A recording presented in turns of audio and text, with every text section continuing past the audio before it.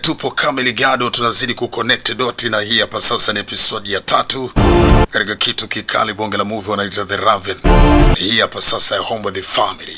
0626 ni namba za simu kwa huduma bora zaidi popote ulipo. Lakini pia ni kukumbushe Umoja Movie Distribution wanazidi kufanya makubwa zaidi ndani ya Dar es Salaam na mikoa yote Tanzania. Nikwambie tu kwamba popote ulipo, basi kama unamiliki library, kuna huu mfumo ambao upo Umoja Movie wanakuhakikishia huduma bora zaidi. Jisajili mapema, jisajili library yako ili uweze kufanya kazi kwa usahihi zaidi. Epuka kusumbufu ili mambo yaweze kuwa mazuri zaidi. Bwana, hii ni ya ukweli The Raven. Lakini nipo na DJ Side from Sudan Hotel Dar es Salaam. Moja kati ya madj wanafanya vizuri sana Dar es Salaam, wanazidi kufanya makubwa zaidi pale Sudan Hotel. Na mimi nikwambia tu kwamba ni moja kati ya watu ambao wanafanya vizuri sana ndani ya tasnia. DJ Side OG Dar es Salaam Sudan, sambamba zaidi na Money Voice, mwite the Hyperman Jaja Love, kutoka pande za pale Sudani. Moja kati ya washikaji ambao wanafanya vizuri sana ndani ya Sudan Hotel, lakini pia Dar es Salaam nzima na Temeke kiujumla. Karibu sana mzee, ngoma ndo hili hapa sasa mzee baba. The Rise of the Raven. Tenze tu. Binti anamwambia kwamba chochote anachoniambia nipo tayari kukifanya. Nipo tayari kulipa gharama kwa chochote. Anasema, je, upo tayari kuharibu furaha ya maisha yako kwa sababu ya watu wako wa Serbia? Anasema ndio baba. Najivunia wewe binti yangu. Baba tafadhali niambie ni kitu gani basi, maana unanitia kwenye wasiwasi. Anambia Mara, lazima ukubali kuolewa na Sultan Muradi. Hizi ni taarifa ambazo binti zilimshtua. Anambia kweli baba? Asema ndio, hatuna chaguo jingine, lazima ukubali kuolewa na Sultan Muradi. Bibi anapewa kipengele kizito. Anasema hichi ndi kitu ambacho ulikuwa unataka kuniambia? Anambia ndio mwanangu, hatuna chaguo jingine. Sitawahi kukubali nchi yetu ingie katika matatizo. Huo ndo uamuzi wa mwisho.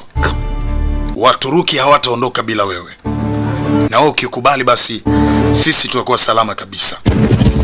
Ase, sasa wakati huo katika upande wa pili, wanaume wa soka wapo hapa. Mzee baba Janko ndo akiwa sambamba zaidi na mfalme kwa ajili ya kuhakikisha kwamba Galambochi inarudi mikononi mwao, kwa sababu tayari ilikuwa imeshakwisha kuvaliwa na baadhi ya askari wa Sultan Muradi.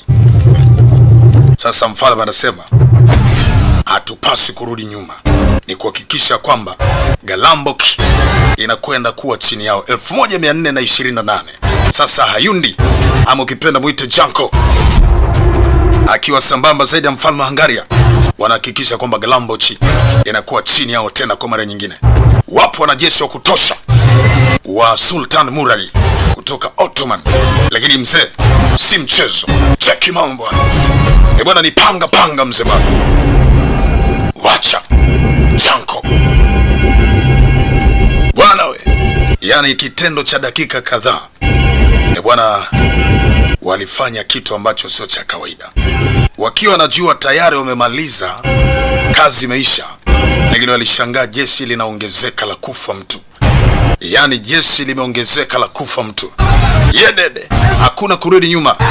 Anasema wanajeshi wa Muradi, wanajeshi wa Sultan Muradi hawa hapa, tunafanya nini sasa? Hakuna kurudi nyuma, ni mbele yao. Lakini askari wanaokuja ni wengi kweli kweli. Cheki wanavyokuja ni maelfu kwa maelfu, lakini wao ni wachache, sio wengi wa kutosha, lakini kikosi ni lazima kuhakikisha kama kinapambana mzee. Yedede. Wengine walipoona askari wa Muradi wameongezeka, wamekuwa maelfu kwa maelfu, wakaamua kusepa mzee. Sasa watu ni wengi kweli kweli. Mfalme alipoona mambo yamekuwa mengi, naye akaona ajisalimishe maisha yake ya sepe, asije akafa katika uwanja wa vita. Jamaa mzee mzima wa Janko akaona, we usinitanie, maana ameona kuna kundi la watu linamfuatilia mfalme, wanataka kwenda kumuua mfalme. Kaona wewe mfalme hawezi kufa kizembe.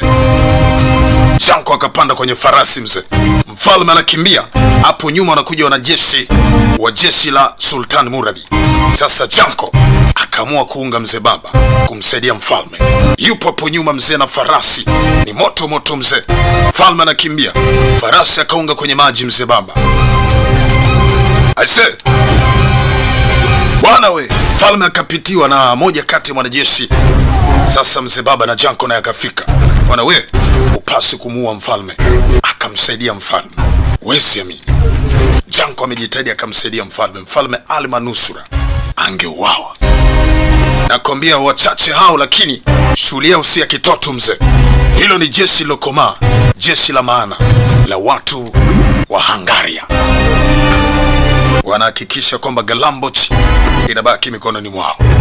Wakati hiyo katika upande wa pili, boti za Lady Rosgari zilikuwa zinazidi kuongeza baadhi ya wanajeshi. Sasa safari hii hata bibi Elizabeth pia naye alikuwa anakuja. Hao hapo mzee. Yaani mfalme yupo ndani ya maji. Fanya haraka tumsaidie mfalme. Janko anapambana na mfalme, mfalme asije akapata madhara. Twende upande wa kushoto. Mfalme yupo juu ya, yupo ndani ya maji. Haraka twende kushoto. Ngoma linapigwa mzee mzima namna hiyo kwa ajili ya kumsaidia mfalme. Wamenusurika mzee baba. Cheki huku mzee. Hao waliobaki wa Muradi walikuwa wanakutana na balaa zito. Chinja chinja. Yedede. Wana watu wa Galambochi, Hungaria sio wa kawaida. Wana uwezo wa kufa mtu.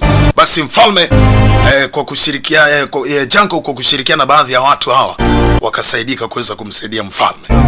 Janko kapambana kweli kweli, akampeleka kwenye mashua. Ikawa ni bahati ya mfalme. Elizabeth huyu hapa. Janko yupo hoi, anamsaidia. Binti Elizabeth huwa anampenda Janko kweli kweli, lakini huwa anashindwa tu kumwambia. Basi mfalme akasaidiwa. Alimanusura angeweza kupoteza maisha.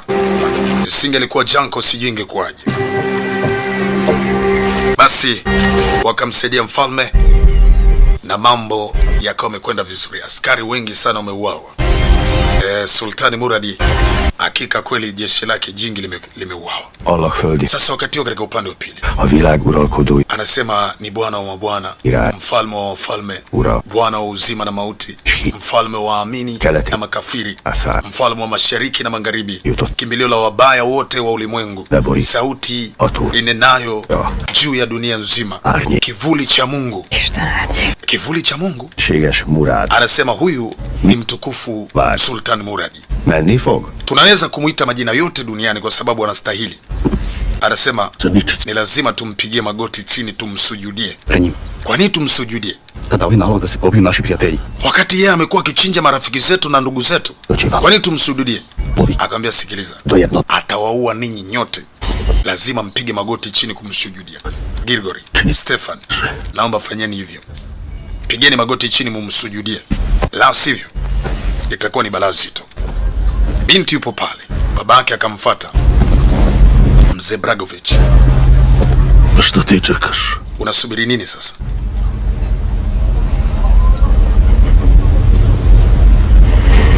Bibiye haamini. Baba anamshurutisha aweze kupiga magoti chini kwa sababu alikuwa anakuja Sultan Muradi kutoka Ottoman. Hata baba mwenyewe alipiga magoti chini akasujudu. Wakati amesujudu, sultani naye ndo huyo hapo anaingia. Ni mzee ambaye anajiita kivuli cha Mungu. Sultani mkuu, ninanama mbele yako kwa uaminifu. Wewe ni mtukufu. Analamba na kiatu namna hiyo cha sultani. Watu wote wanakilamba kiatu cha sultani, wanamsujudia. Jamaa anajiita kivuli cha Mungu. Aise, balaa tupu.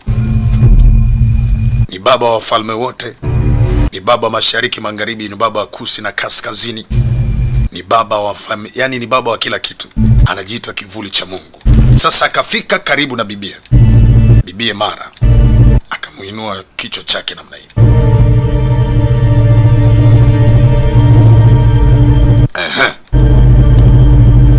Alafu akampea mkono akamnyanyua. Huyo ndo Sultan Muradi. Ni jibaba kweli kweli.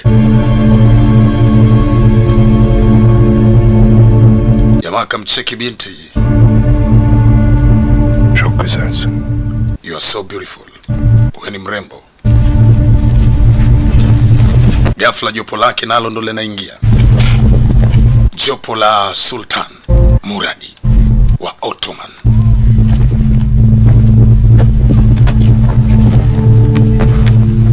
Jamaa akatafuta kiti mzee. Sultan, mwenye macho angavu. Nimeliacha jeshi lako lipite ndani ya Serbia. Ninaomba huruma yako tafadhali. Tutawaangamiza Wahangaria wote. Ulisema kwamba ufalme wao hautakuwa salama kabisa. Anasema ndio. Sigmund, mfalme wa Hungaria, bado yupo mikononi mwetu. Lakini nina hakika lazima tutamweka mikononi mwetu. Na lazima tutaiharibu nchi yake ya Hungaria kwa sababu bado hajakubali kushirikiana na mimi. Lakini bibi Mara akasema mbele yake, anasema, unathubutu vipi kuangamiza watu? Akamwambia, wewe usiwe mjinga, hebu rudi nyuma. Fanya jinsi unavyoambiwa Mara. Akamwambia, lakini unachokifanya sio kitu kizuri, kuua watu wasiokuwa na hatia. Mara, tafadhali ninaomba urudi nyuma. Huyu ni sultani wa Uturuki. Kama utaleta kitu chochote kumpinga, itakuwa ni changamoto. Anasema mimi nimekubali kwenda na wewe, ili mradi Serbia iweze kubaki mikononi salama. Usiizuru Serbia. Naomba tafadhali mtukufu sultan, usimzuru binti yangu, bado ni mdogo. Lakini tayari nimeshakwisha kuongea naye na amekubali kwenda na wewe. Chochote unachokihitaji Serbia, mimi nipo tayari kukupatia. Na ahidi. Anasema sitaruhusu watu wako waonewe. Kwa sababu tayari umenipa malikia, umenipa mtoto mrembo. Binti mzuri. Sasa jitayarishe. Unaelekea nyumbani kwa sultan. Hakuna haja ya kuanza kuleta mdomo. Wewe fanya kile ambacho kinahitajika kufanyika. Utakuwa na maisha mazuri. Sawa eh? Binti akamwambia, sikiliza. Natumaini hata na wewe pia utapata mtoto mmoja wa kike siku moja. Na utakapopata mtoto, hakika atateseka kama jinsi mnavyowatesa wanawake wa Serbia. Aise, bibi Mara kakubali kuondoka na mfalme na Sultan Muradi. Sasa wakati huo katika upande wa pili huko, Elizabeth yupo pale, wamemaliza vita. Hapo pale Miklos maskini ya Mungu kila siku anajaribu kumwambia binti, lakini binti anamwambia hayupo tayari. Miklos, naomba niache. Miklos, sikiliza. Tulia. Acha hasira. Mara ghafla nasikia sauti. Unaitwa na mtukufu mfalme. Mr. Janko anaitwa na mfalme. Basi akawa ameelekea katika chumba cha mfalme. Anasema ingia, japo ni kwa kuvunja utaratibu, lakini karibu. Unajua kwa nini nimekuita hapa? Baba yako alikuwa ni moja kati ya askari wangu bora zaidi, na ndio maana nilimpa pete hii hapa, unaiona kwako.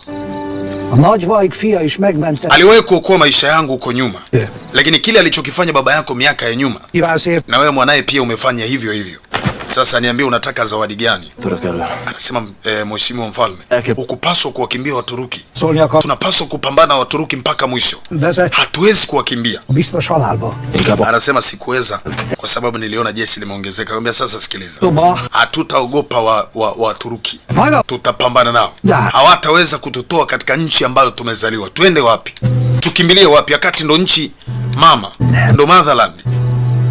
Ez hatalmas megtiszteltetés, felség, de nincs nekem helye. Mheshimiwa mfalme, itt a török. Nipo tayari kuungana na wewe kufanya chochote kwa ajili ya kusaidia taifa letu, na hatutaweza kukubali Waturuki watutawale. Ewana we, haya ni maneno ya mzee mzima. Hawezi kukubali Waturuki waweze kumtawala. Sasa itakuwaje mzee? Bwana, sijui itakuwa vipi. Hiyo ni episodi ya 3. Kaka kitu kikale wanakiita The Rise of the Raven. The Raven. Episodi ya 3. Tunazidi kusonga mbele zaidi kutoka mitaa Hombo the Family. Karibu sana, twende pamoja zaidi katika episodi ya 4 tukajua nini kinakwenda kujiri zaidi. Endelea kubaki na mimi, twende pamoja zaidi.